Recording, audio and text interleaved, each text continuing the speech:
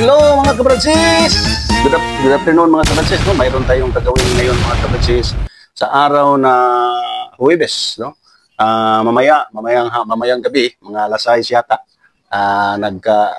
mayroon kaming napag-usapan sa itong Church Men's Ministry, yung mga lahat ng mga matured na mga lalaki sa church. Mayroon kaming puntahan na kapatid na medyo nagka-stroke.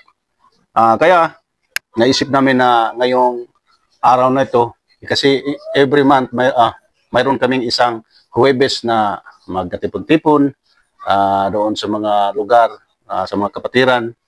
Kaya ngayon, naka-schedule kami doon po, punta po kami doon sa bahay ni Brother Lito Wasawas, na siya po yung nagkasakit, nagka-stroke. So doon po kami magtipon-tipon.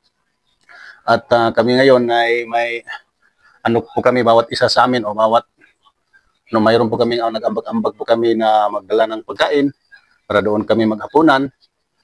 Isang parang dinner fellowship, no? Kaya ngayon mga kabransis, yung baon ko ngayon ay bumili yung anak ko si James ng saging at niluluto ko. At yun ang dalhin namin ngayon, no? Mamaya alis na kami. Ngayon, i-prepare ko muna itong mga saging, no? Ito talaga mga kabransis ay kailangan namin gawin dahil kailangan naman may mga tao talaga na nangangailangan ng encouragement para bigyang saya, kagalakan, lalo na sa mga nagkasakit na parang nawala ng pag-asa. Ito yung preparation namin mga kabransis. Pakita ko sa inyo itong saging namin, kaluluto lang. Ito, yan mga kabransis, Mausok. Yan. Yan mga kabransis. Yan mga kabransis. Ilagay ko sa cooler. Yan. Ilagay ko sa cooler ang mga saging ito. Malaking tawa. Yan. Ito po ay parang hindi naman masyadong hinog. Parang nasa kalagitnaan, hilaw o hinog. Masarap yun. Anong tawag sa Tagalog yan? Yan, So, ilagay ko sa cooler para mananatiling mainit. Yan, Yan, ito. So, dito ko ilagay. Yan, Yan, mga kabransis. Dito ko ilagay para pagdating namin doon, mainit-init pa. Di ba? Yan lang. Napakainit. Tsaka ang dami nito, parang 3 kilo daw to. Hindi ito maubos sa mga kapatid ko kasi marami namang baon din sila. May magdadala ng pagkain, mga tinapay, mga litsong manok. Yung naman madali nating bilhin, no? Yung mga processed food, no? So, ito mga kabransis. Ito mga kabransis. Ayan. Okay. Ayan mga kabransis, Yan. Yan mga kabransis. Ito yun. Misis ko mga kabransis, Napakataba, no? Napakataba. Alam talaga mga kabransis. Yan mga kabransis, Kaya, kung nagugustuhan ninyo itong video, mag-subscribe naman kayo mga kabransis. Damot ninyo mga kabransis, hindi mo lang kayo nag-subscribe. Huwag naman kayong ganyan. Subscribe kayo. Yan mga kabransis, Ito, iwan ko na lang ito, no? Iwan ko ito ni Claudine kasi mayroon ding mga women's meeting sila. So, sa kanya na lang ito. Ito yun, mga kabransis, So, magkita-kita na lang tayo mga kabransis. Doon po sa bahay ni Lito. Mamayang alas 6. Kami po alis. At sana magustuhan ninyo ang vlog natin, video. At huwag ninyong idamot na mag-subscribe naman. No, ito si Tanabas mga kabransis. Ay doon na lang tayo magkita-kita sa Barangay Pribado. Okay? Sige mga kabransis. Dumating na kami mga kabransis. Nandito na kami mga kabransis, Si Maribel. Yeah. Dito na si G. Porlo, si James, ang akong anak-anak. Dito na kami sa bahay ni Lito. Dito si Lito. Si Lito nandiyan. Nakaupo sa higaan niya, Siya pala. Nasa labas pa pala siya. Nasa dito. Dito. Si Rini Boy. Kararating lang ni Rini Boy. Yung motor niya, nakatambay ka. Kisa mo ng motor mo kita. Amo din gamay. Wala gamay kay. Dara mga karajas. Ha? Dara nga kung paano ito. Ayan. Pwede na rin. Oh. So ito yung baon namin. Pag dating ito sa mga kasamahan namin, may mga dala naman sila. May mga dala silang pagkain. May dala silang pagkain para magsalo-salo kami ni Lito. Mga karajas, ha?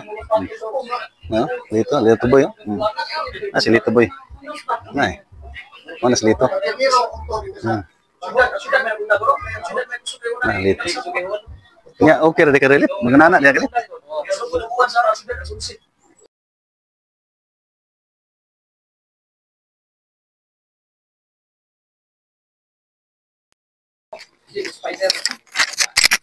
Ini.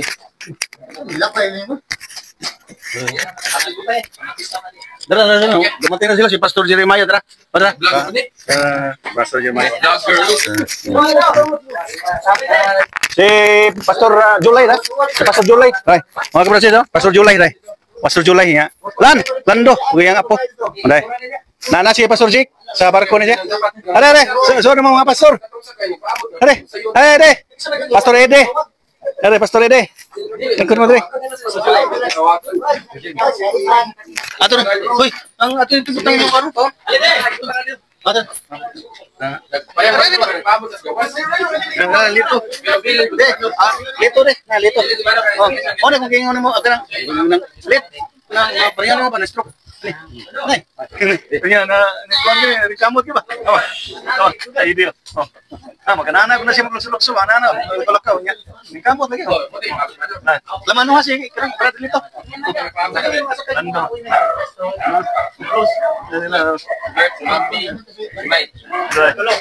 Kisa pa yung umabot. Jordan, wala. Unsa nilang sakyan? Sorry. Resikol dahil sila. Son. Aduh, kita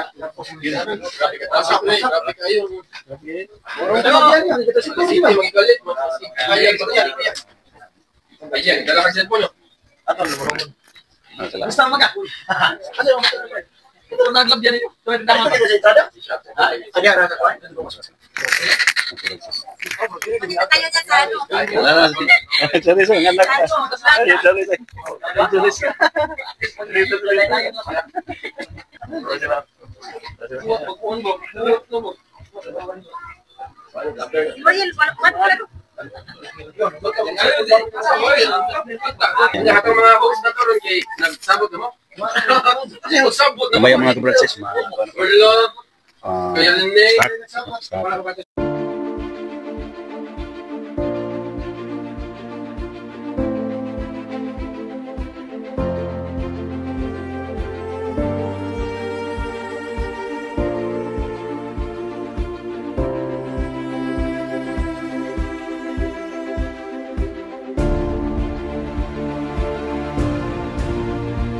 Diyos nga igsuon no kay naabot ta dinhi nga safety. Nya ang atong tumong og tuyo diri aron man ta moday mosimba sa tuboy nga Dios labi na nga mo higayon o pulong sa Ginoo nga pagdaton usab unya sa atong igsuon. So ani ata aron moday sa tuboy nga Dios. Amen. Atong palakpakan nga tuboy nga Dios. Ang hari. Haleluya, kita lah. Ang hari, kay gunta si Jesus, simbahon ta ang alam niya, siya maluluwas ta. Kay gunta ang hari, kay gunta si Jesus, simbahon ta ang alam niya, siya maluluwas ta. Hala, musayaw ta, hala mulukso ta. Isang kamot, ipagpagkaniya, ugay gunta siya. Hala, musayaw ta, hala mulukso ta. Isang kamot, ipagpagkaniya, ugay gunta siya. Lihok, ibayaw ang mga kamot. bayawon ta ngalan niya. Ililihok-lihok, ibayaw ang mga kamot. Bayawon ta ngalan niya. Daygon ta ang hari, daygon ta si Jesus. Ibahon ta ang ngalan niya, kaya siya manuluwas ta. Hala, musayaw ta, hala, mulukso ta. Isang kamot, ibagkat niya, kung daygon ta siya. Hala, musayaw ta, hala, mulukso ta. Isang kamot, ipapakta niya, ugay gunta siya, ugay gunta siya, ugay gunta siya.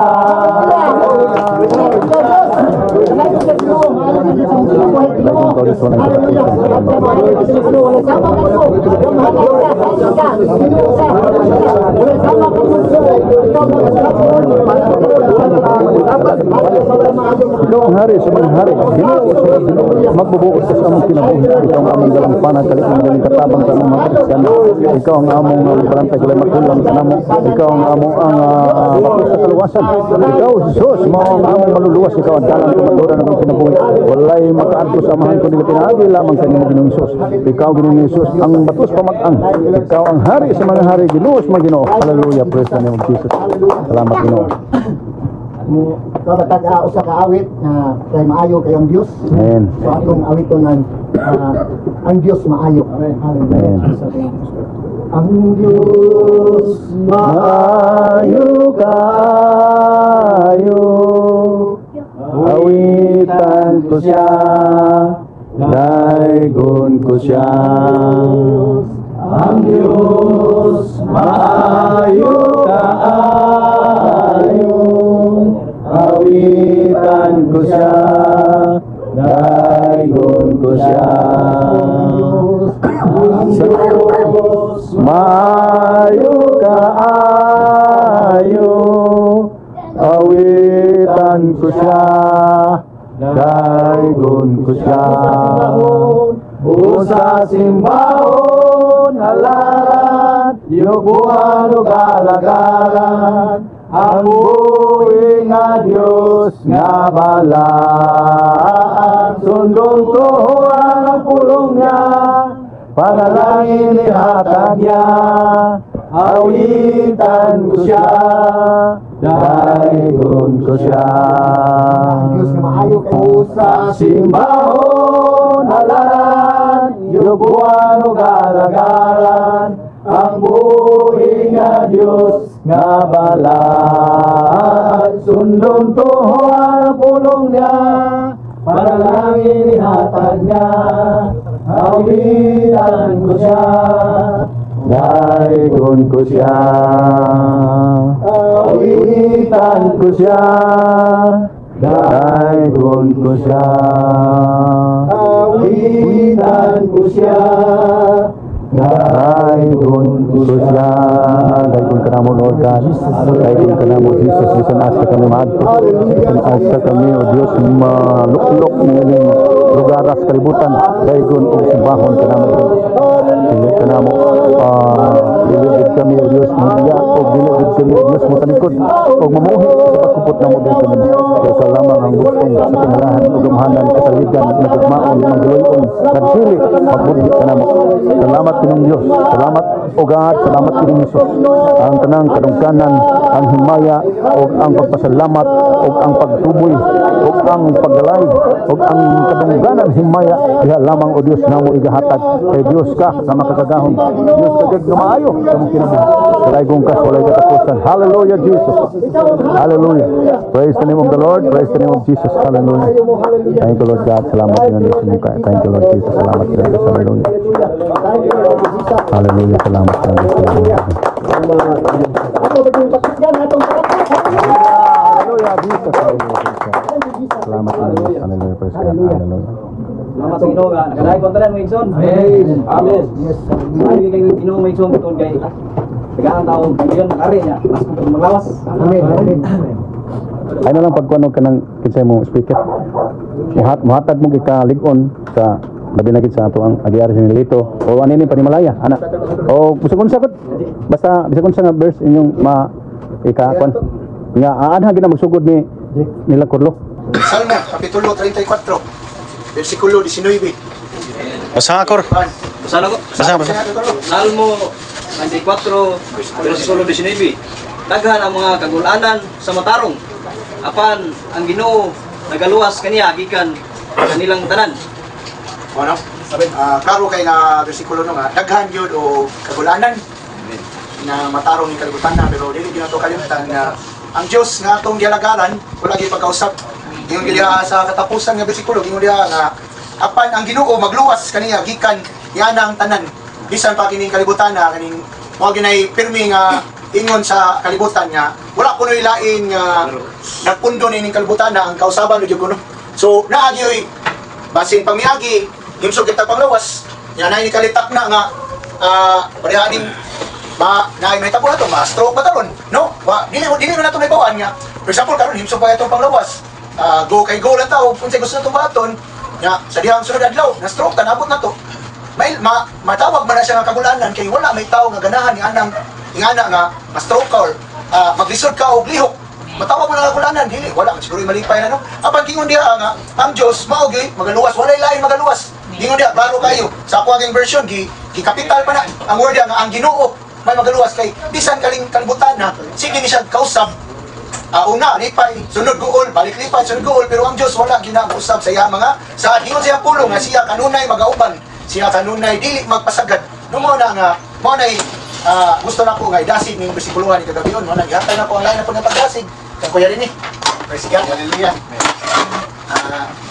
mo to no atong nadungog nga nagaingon diri nga si Nuibi no daghan ang mga kagulanan sa matarong.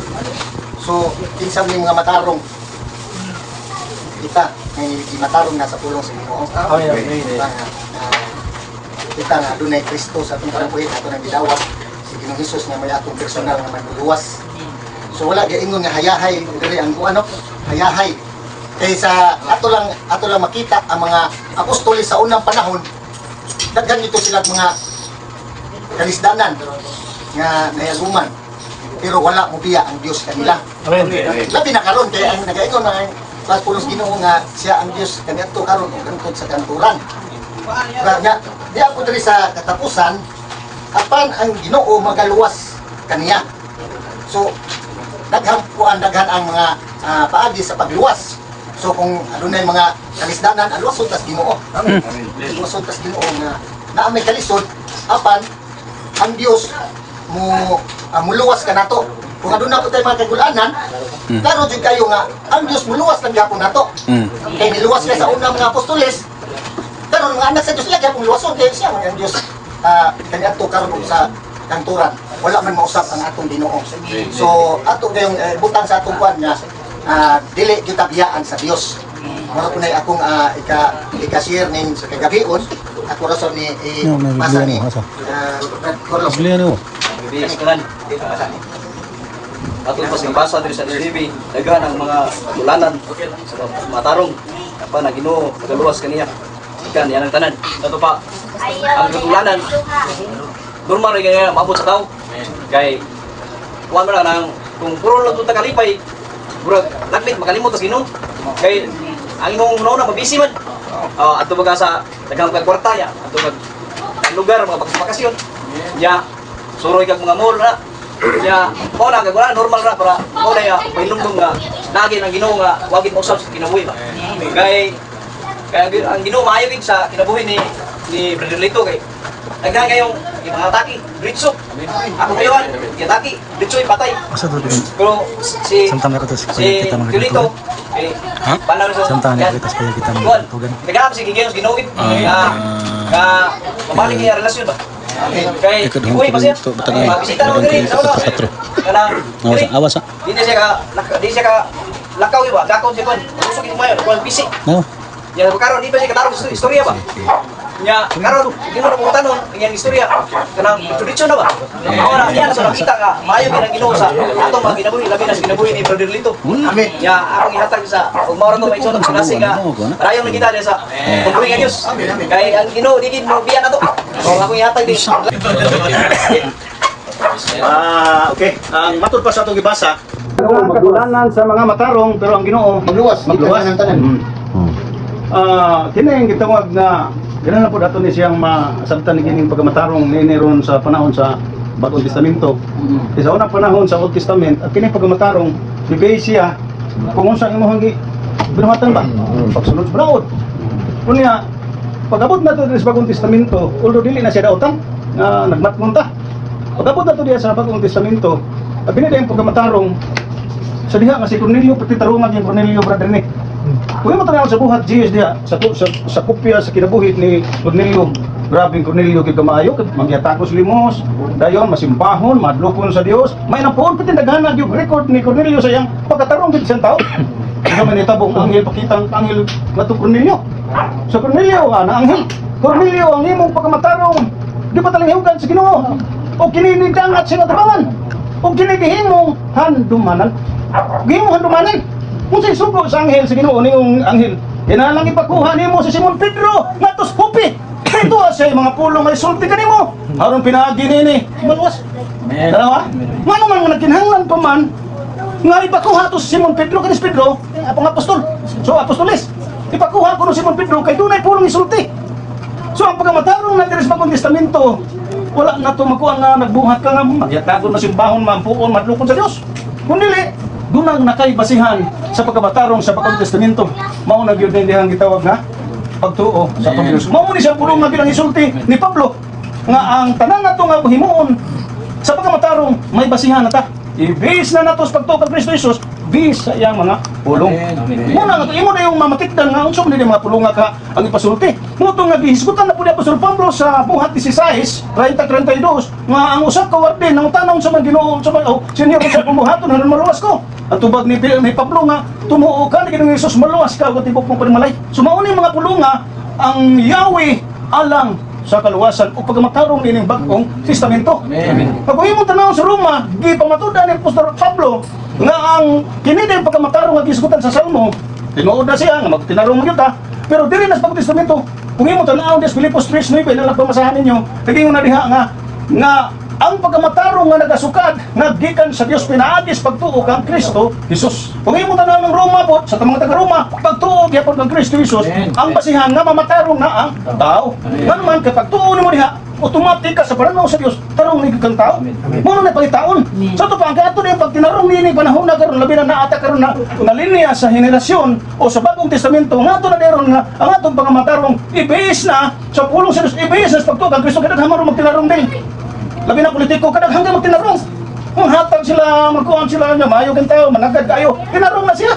Pero dili na mo ibasihan nga maka-ato ka sa ato ang dipangandoy nga mo na maka-duol ta sa Ginoo. Kaya naibasihan sa Biblia kung saan ang pagkamatarong atong maangkon, pagtuo ni Kristo Jesus. Kaya wa madawat ang pagtuo ni Cornelio nga, wa madawat ang binuhatan ni Cornelio nga pagpanghatag og limos, mura po siya politiko, kaya maghatagod sa limos. Mga kabos, may nampuon, madlukon sa Dios, may grabe masimbahon sa Dios. Ato ka magsigig itong simba. So yung makita ang kinabuhi pero wala siya himuang kompleto. Nga wala ka makinahanglan o ka nang magwawali niya. Cornelio wala. Ang anghel mismo namong, ikaw Cornelio, ipakuha po si Simon Pedro, kaya na siya pulong ipangwali niya ng isulti natin mo, karon maluwas ka. Wa mga maluwas si Cornelio, ito tinarong niya. Dili kompleto nga naman. Ang kagaling mong pagmatarong, kung imo tanaw sa Isaias, trapo. Dili may nungdanon sa Dios. Mao nga pagmatarong karon nagihuptan nato karon. O nagitangan ni tuo na Kristo Jesus. Dahil karon kita. Pero ang ato pagmatarong na base sa pagtuo ni Jesus. Once nga tuo ta ni Jesus, sundo na to ang iyang mga pulong. Sa diyang karon ta, mao na naging sa unang Pedro, praise nga. Kaampo na ta, ang tarangang pagampo na to. Unsa man? Iyang tubagon. Iyang ipaampo niya idulungog sa mga pagampo sa mga matarong. Mao nang giingon sa Salmo 34, 19, pagingon na niya, ang mga matarong doon naging mga kagulanan. Pero ang Diyos mo, luwas. So sa basihan na nato karon pagtitubito, mga muyon pa sa Ginoo, luwas ang kita niya. Kaya mga tao na mga kita tarong nini nga to karon nga, sinabi sa nini ato karon. Siguro